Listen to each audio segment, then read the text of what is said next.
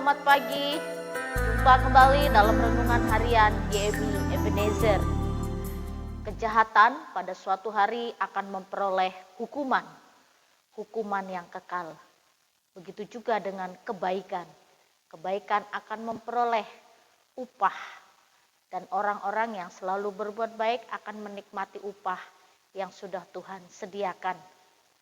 Mari kita berlomba berbuat baik, supaya segala kebaikan kita sebagai tanda syukur karena Tuhan sudah memberikan banyak hal dalam hidup kita. Tetaplah berbuat baik dan menikmati kebahagiaan di dalam Tuhan. Kita akan berdoa sebelum mendengarkan firman Tuhan pagi ini. Ya Tuhan, kami syukuri atas segala berkat-Mu dan kasih-Mu bagi kami. Kami juga berdoa kepadamu, Tuhan kiranya terus menolong kami, untuk kami terus melakukan kehendak Tuhan dalam hidup kami. Kami mau mendengar firman-Mu, Tuhan berkati, biarlah firman-Mu menjadi berkat untuk hidup kami. Di dalam dan demi Yesus Kristus kami berdoa dan mengucap syukur. Amin. Pagi ini kita akan bersama-sama merenungkan satu tema firman Tuhan. Orang rajin diberi kelimpahan. Bapak, Ibu, serta saudara-saudari, kesuksesan dan keberhasilan tergantung pada diri kita. Jika kita terus bekerja keras dengan tekun dan rajin menggali segala potensi yang ada dalam diri kita, maka suatu hari kita akan memperoleh keberhasilan. Tapi jika kemalasan timbul, tidak ada keberhasilan dan kesusahan. Kemalasan hanya membawa kepada kesusahan. Orang yang malas akan susah sepanjang hidupnya. Benarlah yang Amsal katakan dalam Amsal 13 ayat 4, demikian bunyi firman Tuhan.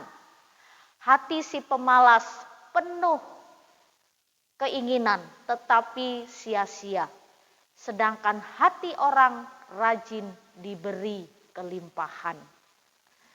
Suatu hari ada satu kesaksian yang disampaikan oleh seorang pemenang MasterChef.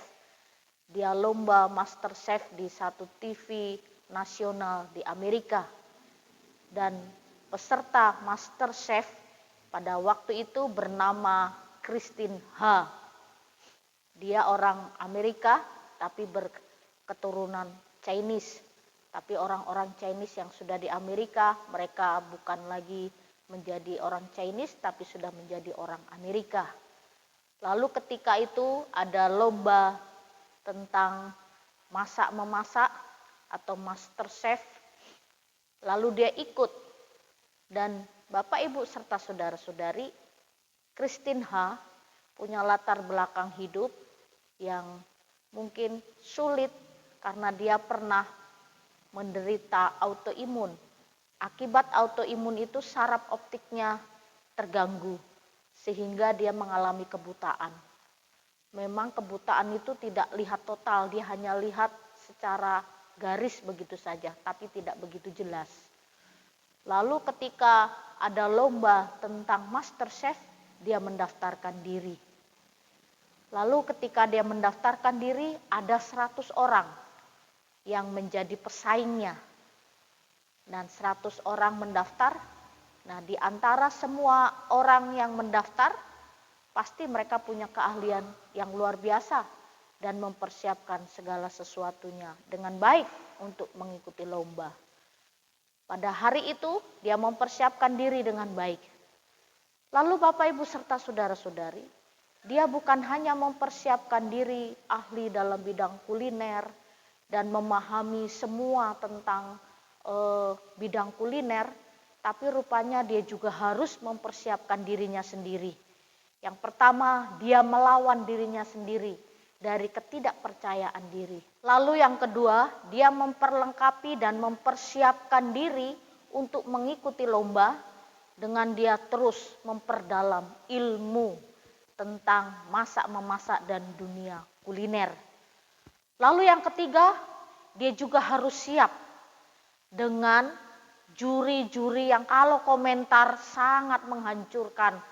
Dan komentar-komentar mereka juga bikin sakit hati lah, kata orang begitu. Karena juri di chef itu tidak ada yang kompromi.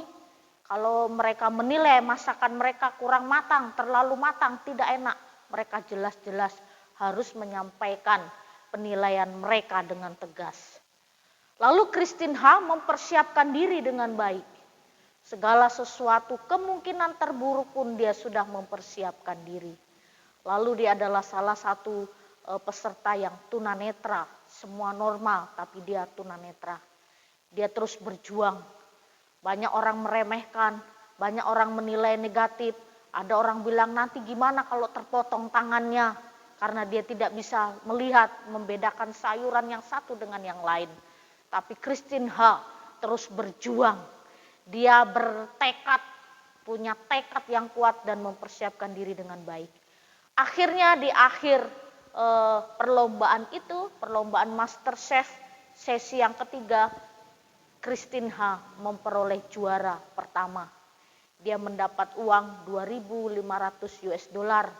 Lalu dia dikontrak 1 tahun untuk membuat buku menu masakan. Bapak, Ibu, serta saudara-saudari, kalau Christine H. orang yang malas, dia tidak akan memperoleh kesuksesan.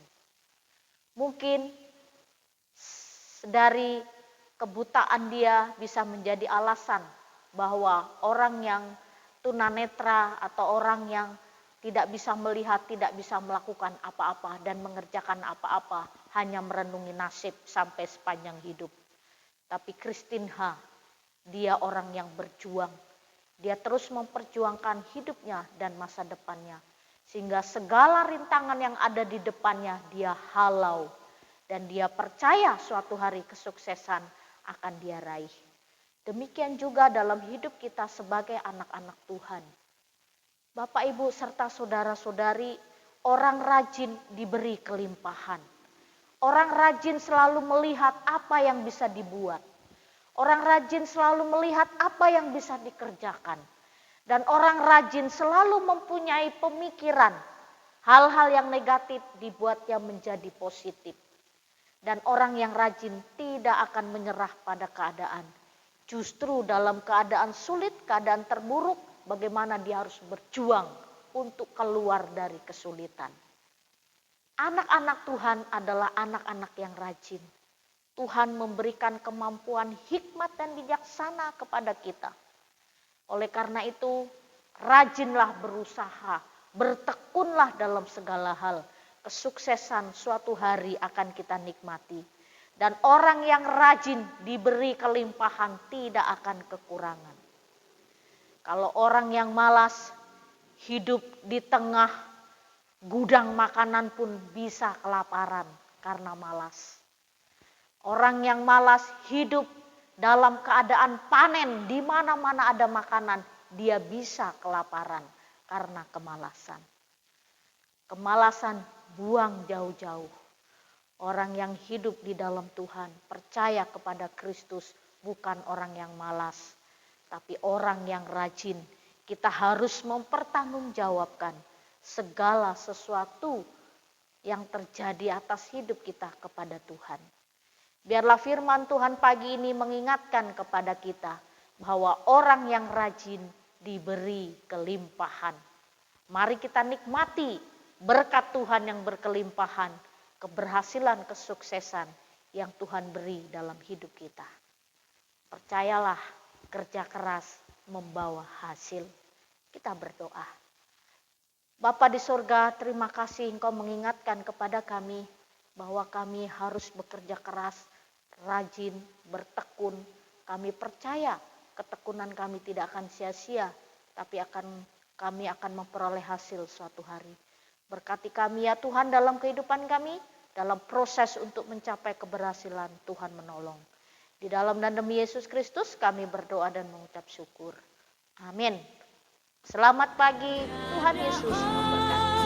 Orang yang membimbing aku tepat menindih hidupku. Jalanlah Tuhan dekat